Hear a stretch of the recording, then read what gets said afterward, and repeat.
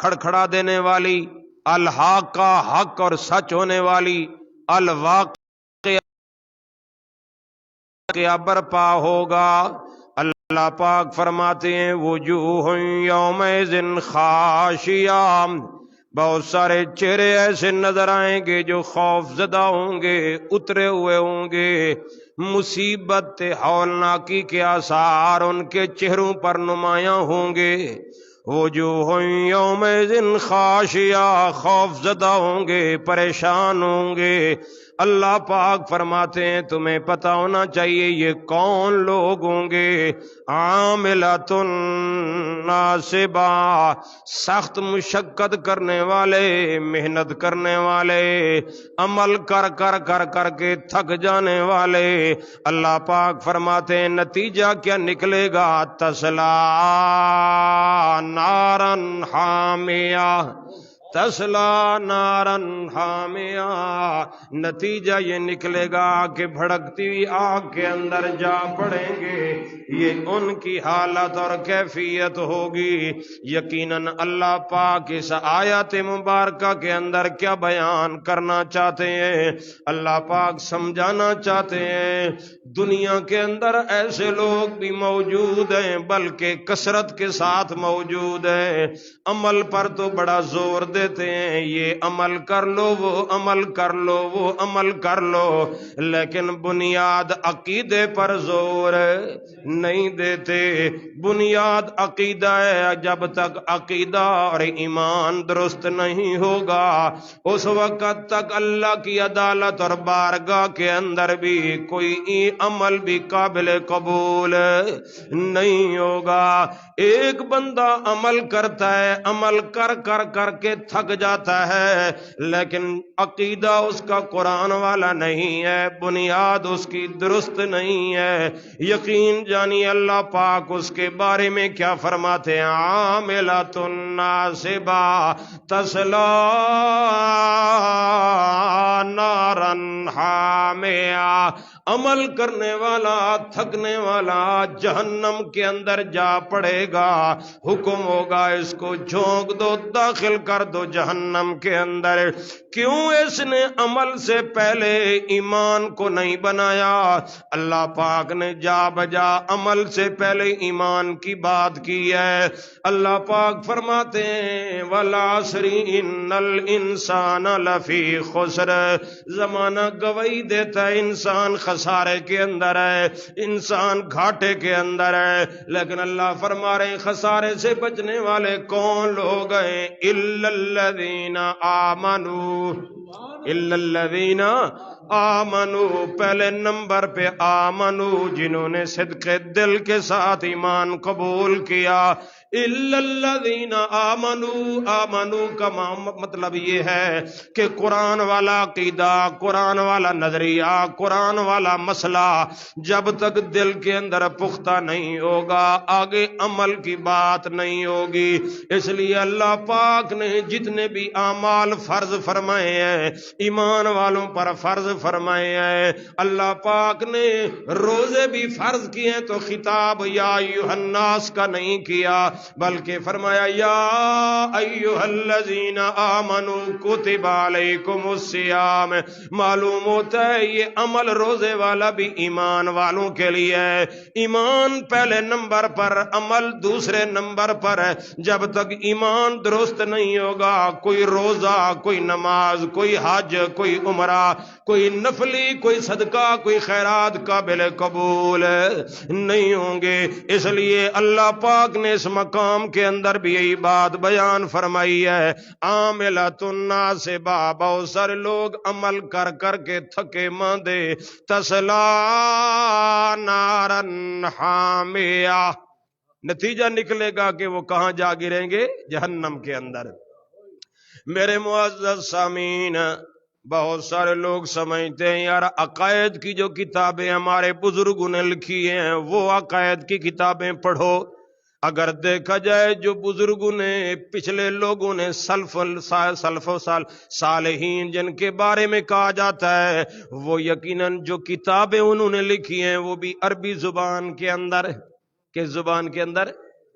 عربی زبان کے اندر وہ بھی عربی کے اندر اور قرآن بھی کس کے اندر؟ عربی کے اندر۔ تو کیوں نہ بندہ اگر عقیدے کی کتاب پڑھنا چاہے تو بجائے ان کتابوں کو پڑھنے کے قرآن پڑھے۔ یہ بھی عربی زبان میں ہے نا، وہ بھی عربی زبان میں، یہ بھی عربی۔ اور یہ تو نہیں ہے کہ وہ آسان عربی ہو اور یہ کیا ہو، مشکل عربی ہو نا۔ اللہ پاک نے تو اپنی کتاب کے بارے میں دعویٰ کر دیا ہے۔ پہلا دعویٰ قرآن کا کیا؟ لا ریب فیہ۔ پہلا دعویٰ قرآن پاک کا کہ قرآن پاک کے اندر جو مسئلہ ہے، قرآن پاک میں جو عقیدہ ہے، قرآن پاک میں جو نظریہ ہے، قرآن پاک میں جو ایمان ہے، قرآن پاک میں اللہ پاک نے جتنی بھی آیات بیان فرمائی ہیں، احکامات بیان فرمائے، لا ریب فیہ، اس کے اندر کوئی شک کی گنجائش نہیں ہے، بالکل پکی اور مضبوط کتاب۔ ان ھذا القرآن یہدی للتی ہی اقوام، ان ھذا القرآن، لوگوں کائنات کے لوگوں، یہ کتاب، یہ قرآن پاک، اشارہ، اسم اشارہ قرآن کی طرف، ھذا القرآن، کائنات کی بڑی بڑی کتابیں تمہارے سامنے آئیں گی، لوگوں کی لکھی ہوئی کتابیں آئیں گی۔ اللہ پاک فرماتے ہیں ان تمام تر کتابوں میں سے ھذا الکتاب، ھذا القرآن، یہ قرآن وہ کتاب ہے، یہدی للتی ہی اقوام، یہ کتاب راستہ، پکا راستہ دکھاتی ہے، یہ کتاب جنت کا راستہ دکھاتی ہے، یہ کتاب اللہ کی رضا والا راستہ دکھاتی ہے۔ قرآن کے پیچھے جو بندہ لگ پڑے گا، امیر ہے، غریب ہے، چھوٹا ہے، بڑا ہے، اعلیٰ ہے، ادنا ہے، مرد ہے، عورت ہے، جس نے قرآن کا دامن پکڑ لیا، یہدی للتی ہی اقوام، اللہ پاک فرماتے ہیں میں کہہ رہا ہوں کہ یہ اقوام کے راستے پر ہے، یہ صراط مستقیم پر ہے، یہ ہدایت کے راستے پر ہے۔ لوگ جتنا بھی گمراہی کے فتوے لگاتے رہیں، چیختے رہیں، چلاتے رہیں، باتیں کرتے رہیں، لیکن قرآن کا دامن پکڑنے والا، قرآن کو اپنا رہنما اور امام بنانے والا، یہدی للتی ہی اقوام، یہ یہدی للتی ہی اقوام ہے۔ یہ اللہ پاک نے سچ فرمایا، حق فرمایا، لیکن افسوس ہے لوگوں کو اللہ کی بات پر اعتبار نہیں، لوگوں کو اللہ کی بات پر اعتماد نہیں، لوگوں کو اللہ کی بات کی وزن کا علم نہیں، پتہ نہیں ہے۔ یقین جانیے مومن بندہ جب قرآن سنتا ہے، قرآن کا وزن اس کے دل کے اندر محسوس، اپنے دل کے اندر محسوس کرتا ہے کہ واقعی قرآن کا وزن سب سے اعلیٰ افضل ہے، قرآن پاک سب پر بھاری کتاب ہے، قرآن سب پر غالب کتاب ہے، لہذا سب سے پہلے ایمان اگر بنانا ہے تو قرآن پڑھو، قرآن کے ذریعے سے ایمان بنے گا، ایمان پھلے گا، ایمان پھولے گا، ایمان میں تقویت آئے گی، ایمان میں مضبوطی پیدا ہوگی، تو قرآن پاک کو ترجمے کے ساتھ پڑھنے سے مضبوطی پیدا ہوگی۔ افسوس ہے کہ اللہ کی کتاب کو عقیدے کی کتاب نہیں سمجھا جاتا، اللہ کی کتاب کو صرف ثواب کی کتاب، بس جتنے مسالک والے ہیں انہوں نے اپنے عقائد، نظریات، اعمال، افعال کی کتابیں الگ سے ترتیب دی ہیں، مرتب کی ہیں، اور کتاب اللہ کا مقام صرف یہاں تک رہ گیا ہے، فوت ہو جائے بندہ اس پر پڑھو، میں قسم کے لیے قرآن اٹھاؤ اور اسی طریقے سے نئی دکان میں قرآن پڑھواؤ اور ختم دلواؤ، مردے بخشواؤ، اس قرآن کا صرف یہی مقام رہ گیا ہے، ہدایت کے لیے، نصیحت کے لیے، واعظ کے لیے، عقیدے کے لیے اور عدالت کے لیے، سیاست کے لیے، امامت کے لیے، ہر لحاظ سے قرآن پاک کو ہم نے بند کر کے رکھ دیا ہے۔ یہ قوم کبھی ترقی نہیں کر سکتی جب تک کہ قرآن کا دامن نہیں پکڑے گی، قرآن پاک کا دامن مضبوطی سے پکڑے گی تب اس کو عروج اور ترقی ملے گی۔ اللہ اللہ سنیے گا، اللہ تعالیٰ فرماتے ہیں بہت سارے لوگ ایسے ہیں کہ قیامت کے دن بڑی مشبہ شکل بھی ہوگی ان کی، عمل کر کے تھکے ماندے ہوں گے اور ماتھے پر بڑے بڑے محراب بھی ہوں گے، تھکے ہوئے ہوں گے، اللہ تعالیٰ حکم دیں گے تسلا نارن، پکڑو ان کو اور جہنم کے اندر واصل کر دو، جہنم کے اندر داخل کر دو۔ کیوں؟ اس لیے کہ انہوں نے قرآن سے بغاوت کی تھی اور قرآن والا عقیدہ نہیں اپنایا۔ آج دیکھا جائے تو قرآن مقدس کچھ کہہ رہا ہوتا ہے اور ہمارے بزرگان اور روایات، ہمارے اقوال، ہمارے مسالک اور فرقوں کی باتیں کچھ ہوتی ہیں، اور قرآن مقدس کی جتنی بھی آیات بینات پیش کی جائیں لوگوں کو اثر بھی نہیں ہوتا۔ افسوس قرآن کا جو بندہ اثر قبول نہ کرے تو وہ قساوت قلبی کا شکار ہے۔ اللہ پاک نے فرمایا ثم قست قلوبکم، پھر تمہارے دل سخت ہو گئے، فہی کالحجارہ، پتھروں کی طرح ہو گئے، ہوا اشیا اشد قسوہ، پتھروں سے بھی زیادہ سخت ہو گئے کہ قرآنی آیات پڑھی جائیں بندے کا دل موم نہ ہو، بلکہ اپنی فرقہ پرستی کے اندر جماعت بڑی اور دھڑا بندی کے اندر، جماعت بندی کے اندر، گروہ پرستی کے اندر اگر اڑ کر کھڑا ہو گیا ہے، معلوم ہوتا ہے اس کے دل میں قرآن کی عظمت نہیں ہے، قرآن کا مقام نہیں ہے، قرآن کی شان نہیں ہے۔ اگر قرآن کی عظمت ہوتی سارے عقیدوں کو اگر چھوڑنا پڑتا چھوڑ دیتا، اور قرآن کے عقیدے کو قطعاً نہ چھوڑتا۔ اور سنیے اللہ پاک فرماتے ہیں ایسے لوگ تسلا نارن حامیہ، جہنم کے اندر جا گریں گے۔ میرے معزز سامعین، عقیدہ پہلے نمبر پر ہے، اور سب سے پہلا عقیدہ اور بنیادی عقیدہ عقیدہ توحید ہے، عقیدہ توحید ہے۔ ذرہ برابر بھی اللہ کی وحدانیت کے معاملے میں، اللہ پاک کی ذات و صفات کے معاملے میں ذرہ برابر بھی شرک یا میزش اور ملاوٹ نہیں ہونی چاہیے۔ اگر ذرہ برابر بھی شرک کی ملاوٹ ہوئی، یاد رکھو کوئی عقیدہ، پھر کوئی نظریہ، کوئی عبادت اللہ کے ہاں قابل قبول نہیں ہوگی۔ میرے پیارے پیغمبر صلی اللہ علیہ وسلم نے ادنا سے ادنا شرک کو بھی برداشت نہیں کیا۔ ایک بندے نے، ایک صحابی نے رسول اللہ صلی اللہ علیہ وسلم سے کہا ما شاء اللہ و ما شئتا، جیسے اللہ چاہیں جیسے آپ چاہیں۔ نبی کریم صلی اللہ علیہ وسلم نے اس جملے کو پسند نہیں کیا، آپ نے فرمایا تو نے مجھے اللہ کا شریک بنا دیا ہے، بل ما شاء اللہ وحدہ، وہی ہوگا جو رب کریم چاہیں گے۔ میرے معزز سامعین، پیارے پیغمبر اتنا احتیاط فرمائیں اور اس جملے کو بھی برداشت نہ کریں ما شاء اللہ و ما شئتا۔ یقین جانیے اتنا بھی آپ صلی اللہ علیہ وسلم برداشت نہ کریں، کیا وہ پیغمبر، کیا وہ رحمت للعالمین پیغمبر، کیا وہ توحید کے تمام تر عقائد کو پختہ کرنے والا پیغمبر، توحید کے علم کو بلند کرنے والا پیغمبر، شرک کی جڑوں کو کاٹنے والا پیغمبر، شرک کے جراثیم کو دلوں سے نکال کر توحید کے عقائد کو پختہ کرنے والا پیغمبر، کیا وہ یہ کہہ سکتا ہے دجال بارشیں برسائے گا؟ کیا وہ کہہ سکتا ہے کھیتیاں اگائے گا؟ کیا وہ کہہ سکتا ہے کہ وہ مردوں کو زندہ کرے گا؟ نہیں میرے پیارے پیغمبر، یہ میرے پیارے پیغمبر کی ذات پر بہتان ہے، میرے پیارے پیغمبر کی ذات پر الزام ہے، میرے پیارے پیغمبر کی ذات پر یہ یقیناً سری جھوٹ ہے۔ اور یاد رکھیے میرے پیارے پیغمبر کا کوئی قول، میرے پیارے پیغمبر کی کوئی تقریر، میرے پیارے پیغمبر کی کوئی تصویب، میرے پیارے پیغمبر کی کوئی تنویر، میرے پیارے پیغمبر کی کوئی تفسیر، میرے پیارے پیغمبر کی کوئی تفہیم، میرے پیارے پیغمبر کی کوئی بات قرآن کے خلاف نہیں ہو سکتی۔ آپ مبین قرآن تھے، آپ مبلغ قرآن تھے، آپ مدرس قرآن تھے، آپ معلم قرآن تھے، آپ داعی قرآن تھے۔ میرے پیارے پیغمبر کی رات دن کی انتھک محنت قرآن کو بیان کرنے کی تھی۔ قرآن کے خلاف آپ نے ایک جملہ بھی، بلکہ لوگوں نے ایسی روایتیں گھڑی اور رسول اللہ کے ذمے لگایا، اللہ یعوذ باللہ رسول نے فرمایا ہے۔ اور میرے معزز سامعین آپ سوچیں، غور کریں، اور آج کل اس غلط اور جھوٹے عقائد کے اوپر، نظریات کے اوپر بڑے بڑے اجتماع اور کانفرنسیں ہو رہی ہیں، اور اس کے اندر اس توحید کے عقیدے کو روکنے کے لیے بڑی بڑی باتیں کی گئی ہیں۔ میرے معزز سامعین، ہم عقیدہ توحید کی خاطر اللہ پاک کی عظمت اور وحدانیت کے تحفظ کے لیے، انبیاء علیہ الصلوۃ والسلام کی عصمت اور اس کے تحفظ کے لیے، خاص طور پر پیارے پیغمبر کی عظمت اور ان کے تحفظ اور ناموس کی خاطر ہم ہر میدان کے اندر تیار ہیں۔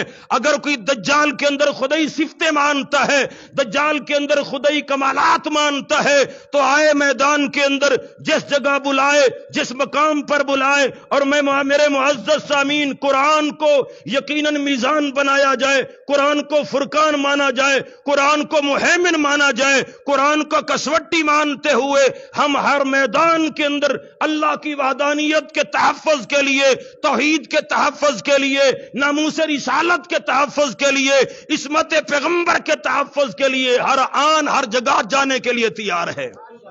میرے معزز سامعین، یہ قرآن پاک ہے جو یہ ایسی دلیل ہے الغالب، اللہ غالب، تو قرآن بھی کیا ہے؟ غالب ہے، اور یہ کبھی کسی میدان میں مغلوب ہونے والی کتاب نہیں ہے۔ موسیٰ علیہ السلام کے پاس ایک لاٹھی تھی، دو کھڑے ہیں موسیٰ علیہ السلام، ہارون علیہ السلام، اور کتنے بڑے بڑے ساحرین سامنے آئے ہوئے ہیں، اور انہیں اپنی ساری لاٹھیاں پھینکی ہے، انہوں نے اپنے سارے علوم سامنے رکھے ہیں، انہوں نے ساری کتابیں سامنے رکھی ہیں، گویا کہ یہ میدان اگرچہ اس مقام میں یہ سحر، جادو اور معجزے کے درمیان فرق، حق و باطل کے درمیان یہ میدان لگا گیا، اور یقین جانیے وہ ساحران لاٹھیاں اپنی پھینک رہے تھے، اپنی رسیاں پھینک رہے تھے، پیغمبر نے اپنا ایک عصا پھینکا، نتیجہ کیا نکلا؟ سارا میدان صاف ہو گیا، اور سارے ساحرین فرعون کے جو جادوگر تھے مغلوب ہوئے، مغلوب ہو کر سجدہ، سجدے میں خرو، سجدہ، سجدے میں گر پڑے۔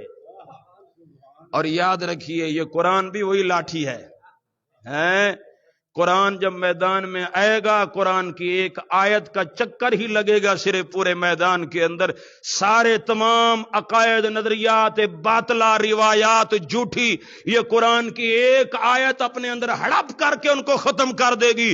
قرآن کی آیت اتنی وزنی ہے، لیکن یہ وزن وہی معلوم اس کو محسوس ہوتا ہے، اسی کو پتہ لگتا ہے جو قرآن کی عظمت کو دل سے مانتا ہے۔ اللہ ہو اللہ۔ بہرحال میرے معزز سامعین، یہ قرآن پاک کی آیات ہیں عاملۃ ناصبہ۔ بہت سارے لوگ تھکے ماندے ہیں، محنتیں کر کر کر کر کے، رات دن جاگ کے، اور بڑی بڑی کانفرنسیں کر کے، بڑے بڑے اجتماع کر کے، اور اللہ تعالیٰ پوچھیں گے میں نے تو قرآن پاک کے اندر یہ عقیدہ دجال کے بارے میں بیان ہی نہیں کیا تھا، تو نے میرے اوپر بھی افترا کیا، میرے رسول پر بھی افترا کر کے آیا ہے۔ فمن اظلم ممن افترى علی اللہ کذبا، میں نے یہ آیت قرآن میں جا بجا بیان کی تھی، تیری نظریں نہیں ٹکتی تھی قرآن کی آیتوں پر، یہ میں نے قرآن میں منادی کی تھی، جو رب پر جھوٹ بولتا ہے، رب کے رسول پر جھوٹ بولتا ہے، فمن اظلم، کائنات کا سب سے بڑا ظالم بھی وہی ہے۔ اللہ پر جو جھوٹ باندھے، اللہ کے رسول پر جو جھوٹ باندھے، اللہ نے قرآن میں فرمایا فمن اظلم ممن افترى علی اللہ کذبا، اس سے بڑا ظالم اور کون ہوگا؟ اور دیکھو قرآن مقدس نے یہ واضح طور پر کئی مرتبہ یہ بات کی جا چکی ہے، انسان کو اللہ نے اس کی طاقت سے زیادہ مکلف ہی نہیں کیا ہے۔ ایک ایسی ہستی اللہ بھیجیں کہ جو درختوں کو اگا دے، ان کے اوپر پھل بھی لگا دے، بادلوں کو حکم دے بارش برسا دے، مردے کو کہے زندہ ہو جا، میرے حکم سے زندہ ہو جا، میرے آرڈر سے زندہ ہو جا۔ یہ ہستی خدائی صفات سے متصف ہے، رب نے ایسی بات قرآن میں کی ہے؟ مجھے بتاؤ۔ اگر ایسی بات ہوتی اور اللہ نے بھیجنا ہوتا، قرآن خاموش نہ ہوتا۔ قرآن کی خاموشی، قرآن کا عدم ذکر یقیناً اس بات کو واضح کرتا ہے کہ یہ عقیدہ افتراء اللہ ہے، اللہ پر جھوٹ گھڑا گیا ہے، نبی پر بھی جھوٹ گھڑا گیا ہے۔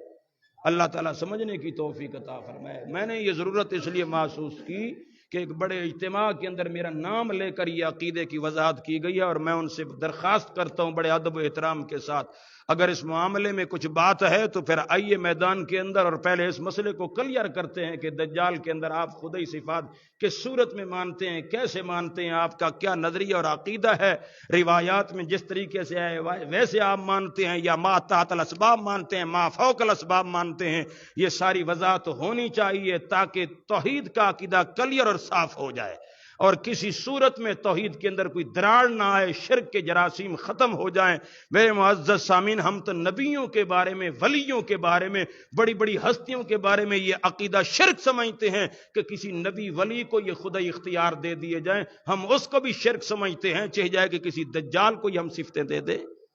تو اللہ تعالی ہمیں عقائد باطلہ سے بچائے اور عقائد حقہ کا پہرے دار بھی بنائے اور اس کی اشاعت کرنے والا بھی بنائے۔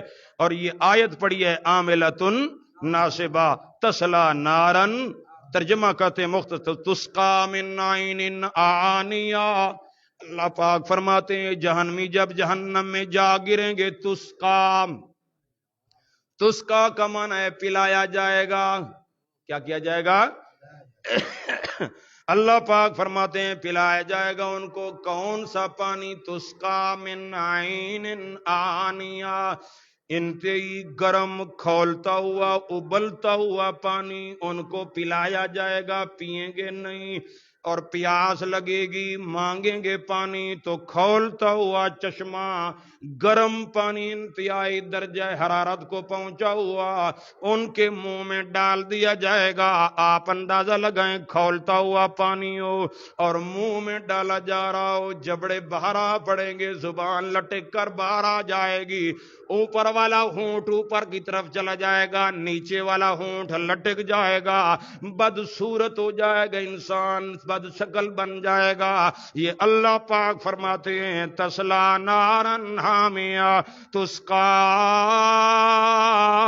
من عین آنیہ، انتی کھولتا ہوا گرم پانی ان کو پلایا جائے گا. کھانا مانگیں گے، بھوک لگے گی، لیس لہم طعام، اس جہنم کے اندر کھانے کی کوئی چیز بھی ان کو نہیں ملے گی، الا من ذری، اللہ پاک فرماتے ہیں سوائے تھوار کے. کڑوا درخت ہے، کانٹے دار درخت ہے، اس کا کھانا ان کو کھلایا جائے گا.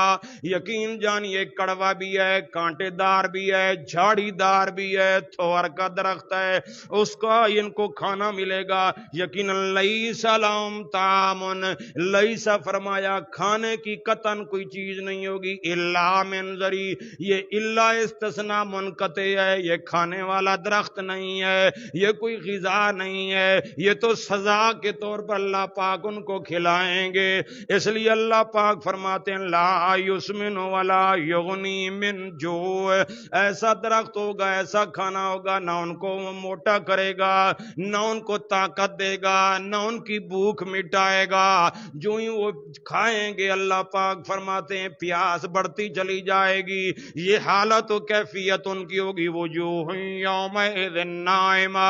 پہلی حالت تو اللہ پاک نے ان لوگوں کی بیان کی ہے جنہوں نے اپنا عقیدہ اپنا ایمان قرآن کے مطابق نہیں بنایا، قرآن کو دھکے دیتے رہے، روایات کو سینے سے لگاتے رہے، اکابرین کی کتابوں پر ایمان رکھا، قرآن پاک کو صرف ختم کے طور پر پڑھتے رہے، برکت کے طور پر پڑھتے رہے، قرآن کا دامن نہیں پکڑا. ان کا حال آپ نے سن لیا ہے. اور دوسرا حال ان لوگوں کا سنو جنہوں نے سب کچھ قربان کر دیا لیکن قرآن کا دامن، پیارے پیغمبر صلی اللہ علیہ وسلم کی سنت کا دامن، پیارے پیغمبر صلی اللہ علیہ وسلم کی سیرت کا دامن، پیارے پیغمبر کی دعوت کا دامن، پیارے پیغمبر صلی اللہ علیہ وسلم کے کردار و اخلاق کا دامن کسی صورت میں نہیں چھوڑا. یہ مومن متقی لوگ ہیں، اپنے پرائے ہو گئے لیکن قرآن و سنت کا دامن نہیں چھوڑا. جو بھی حالات ہے، عسر کے حالات ہے، یسر کے حالات ہے، تنگیوں کے حالات ہے، پریشانیوں کے حالات ہے، ہر طرف سے چاروں طرف سے فتووں کی بچھار ہوئی